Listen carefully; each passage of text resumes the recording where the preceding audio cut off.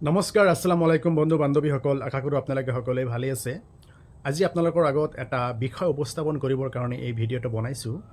বিষয়টো হৈছে 24 জানুৱাৰী 2025 তাৰিখত গোৱালপাৰা জিলা আদালতৰ জৰিয়তে এজন ব্যক্তিক 20 বছৰৰ সশ্ৰম কাৰাদণ্ড বিহা হ'ল আৰু তেখেতক 10,000 টকাৰ আৰ্থিক জৰিমনা বিহা হৈছে আৰু লগে লগে সেই ব্যক্তিজনক জেলত লৈ যোৱা হ'ল।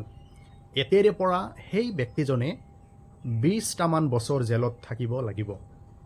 বেয়া লাগে, কাৰণ এজন ডেকা ল'ৰা। আমি বিষয়টো যদি অন্য দিশত চিন্তা কৰোঁ, নিশ্চয় তেখেতৰ ঘৰত মা দেউতা আছে, তেখেতৰ ভাই ভনী আছে, আৰু যদি বিয়া বাৰু কৰাইছিল তেতিয়াহ'লে স্ত্ৰী আছে, ল'ৰা ছোৱালী থাকিব পাৰে। গতিকে এটা পৰিয়ালৰ যদি এজন ব্যক্তি নাথাকে, সেই পৰিয়ালটোৰ অৱস্থা কি হ'ব? এই ক্ষেত্ৰত মই এই ল'ৰাটোৰ আচলতে কি অপৰাধ কৰিছিল, এই কথাটো আমি অলপ জনা দৰকাৰ, আৰু বিষয়টো আমি সকলোৱে অলপ সজাগ সচেতন হোৱাও দৰকাৰ। কেনেকুৱা ধৰণৰ অপৰাধ কৰিছে যাৰ ফলত এটা পৰিয়ালৰ এজন ব্যক্তি জেলত থাকিব লাগিব 20 বছৰ। এতিয়া গোচৰটোৰ বিষয়ে অলপ আলোচনা কৰোঁ। গোচৰটো আছিল এনেকুৱা ধৰণৰ: নাবালিকাক অপহৰণ কৰি ধৰ্ষণ কৰা, এইটো আছিল অপৰাধ। এতিয়া নাবালক বুলিলে আমি বুজোঁ যে 18 বছৰ বয়সৰ তলৰ ল'ৰা ছোৱালীক আচলতে নাবালক বুলি কোৱা হয়। গতিকে দেখা গৈছে এই আসামীজনে 15 বছৰ বয়সৰ এজন ছোৱালীক কি কৰিছিল? অপহৰণ কৰিছিল 2021 চনত। অপহৰণ কৰি 3 দিন গোপন স্থানত ৰাখি ধৰ্ষণ কৰিছিল।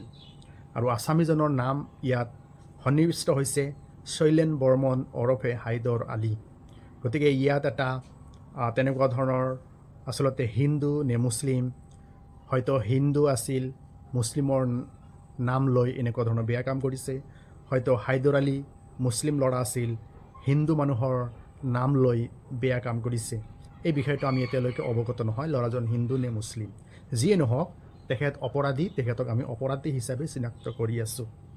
2021 চনত 15 বছৰ বয়সৰ ছোৱালী এজনীক ধৰ্ষণ কৰিছিল, অপহৰণ কৰি গোপন স্থানত ৰাখিছিল আৰু 3 দিন ধৰ্ষণ কৰিছিল। পুলিচে সেই ভুক্তভোগী ছোৱালীজনীক উদ্ধাৰ কৰিলে আৰু তাইক যে ধৰ্ষণ কৰিছিল এই কথাটো পোহৰলৈ আহিছিল। এতিয়া চাওক, ধৰ্ষণ, অপহৰণ আৰু ধৰ্ষণ, গতিকে ইয়াৰ আইনৰ ধাৰাবোৰ আমি জনা উচিত। সেই আচলতে ডেঞ্জাৰ আইন, কেনেকুৱা ধৰণৰ ডেঞ্জাৰ আইনৰ ফলত সেই ব্যক্তিজনৰ 20 বছৰৰ সশ্ৰম কাৰাদণ্ড হ'ল। সেই ডেঞ্জাৰ আইনটো হৈছে POCSO act, protection of children from sexual offences act 2012, ধাৰা 6। এইটো এটা কিন্তু ডেঞ্জাৰ, মাৰাত্মক এটা ধাৰা। 2012 চনৰ পক্সো আইনৰ ধাৰা 6, মনত ৰাখিব, একেবাৰেই মাৰাত্মক। ছেকশ্যন 6ত কৈছে পানিছমেণ্ট ফৰ এগ্ৰাভেটেড পেনিট্ৰেটিভ ছেক্সুৱেল এছল্ট, উত্তেজিত অন্তৰ্ভেদী যৌন নিৰ্যাতন।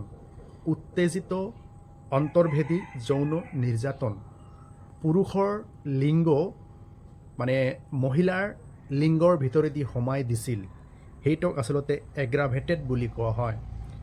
উত্তেজিত অন্তৰ্ভেদী যৌন নিৰ্যাতন কৰিছিল।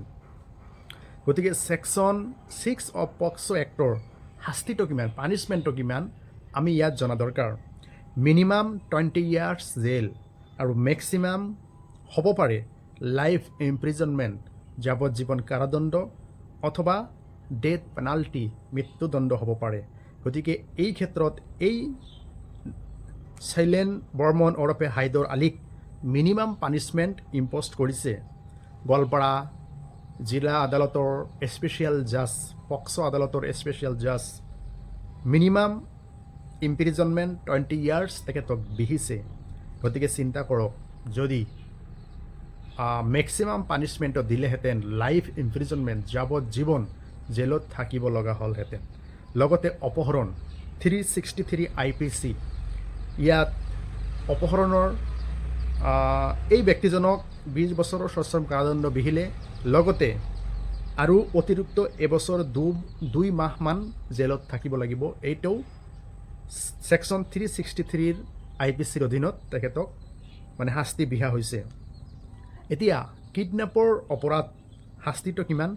Punishment for kidnapping maximum 7 years jail. গতিকে এই ক্ষেত্ৰত এই ল'ৰাজনক মিনিমাম শাস্তি দিয়া হৈছে 1 year 2 months।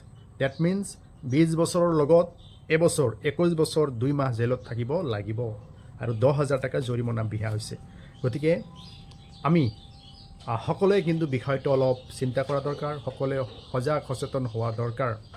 এনেকুৱা ধৰণৰ যদি অপৰাধ কৰে, পক্সো আইনৰ ধাৰা 6(4) এইবোৰ ডেঞ্জাৰ। গতিকে নাবালক ল'ৰা ছোৱালীৰ লগত যৌন নিৰ্যাতনৰ যিকোনো ঘটনা সংঘটিত কৰিলেই বহুত পৰিমাণৰ শাস্তি হয়, জেলত থাকিব লাগে 10 বছৰ 20 বছৰ যাৱজ্জীৱন কাৰাদণ্ড।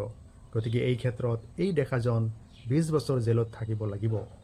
সদশেষত অসম চৰকাৰে এনেকুৱা এটা ইনিচিয়েটিভ ল'ব লাগে, এই তৰুণ অপৰাধীসকলক জেলত যাতে কৰ্ম সংস্থাপনৰ এটা সুযোগ সুবিধা দিয়া হয়, কোনোবা কল কাৰখানাত যাতে সুযোগ সুবিধা দিয়া হয়, যাতে এই যুৱ অপৰাধীবিলাক জেলত থাকি কিছু পইচা ইনকাম কৰিব পাৰে আৰু সেই পইচা সিহঁতে যাতে ফেমিলিক ছাপৰ্ট দি থাকিব পাৰে। গতিকে নাবালক ল'ৰা ছোৱালী থাকিলে ভাল হ'ব, স্ত্ৰীজন আছে তেতিয়াহ'লে ভালকৈ চলিব পাৰিব, ল'ৰা ছোৱালীৰ শিক্ষাৰ কথা আছে। গতিকে অসম চৰকাৰে এটা ইনিচিয়েটিভ ল'ব লাগে, যুৱ প্ৰজন্মৰ অপৰাধীবিলাক যিবিলাক জেলত আছে বিভিন্ন কল কাৰখানাত শ্ৰমিক হিচাপে নিয়োজিত কৰিবৰ এটা ব্যৱস্থা কৰিব লাগে। বিভিন্ন তেল ডিপু আছে, তেল ডিপুত দৈনিক হাজিৰা হিচাপে তেখেতক শ্ৰমদানৰ এটা সুযোগ সুবিধা দিব লাগে, নহ'লে খেতি পথাৰত কাম কৰাৰ সুযোগ সুবিধা দিব লাগে। এইটো অসম চৰকাৰে এটা ভাল এটা ইনিচিয়েটিভ ল'লে তেনেকুৱা ধৰণৰ অপৰাধীসকলে জেলত থাকিব লাগিব আৰু সিহঁতে মিনিমাম এটা উপাৰ্জনৰ জৰিয়তে সিহঁতৰ ফেমিলিক মেইনটেইন কৰাৰ এটা সুযোগ সিহঁতে ছাপৰ্ট কৰিব পাৰিব। গতিকে বিষয়টো আপোনালোকৰ লগত আলোচনা কৰিলোঁ, আপোনালোকৰ মতামত দাঙি ধৰিব। ধন্যবাদ, শুভৰাত্ৰি।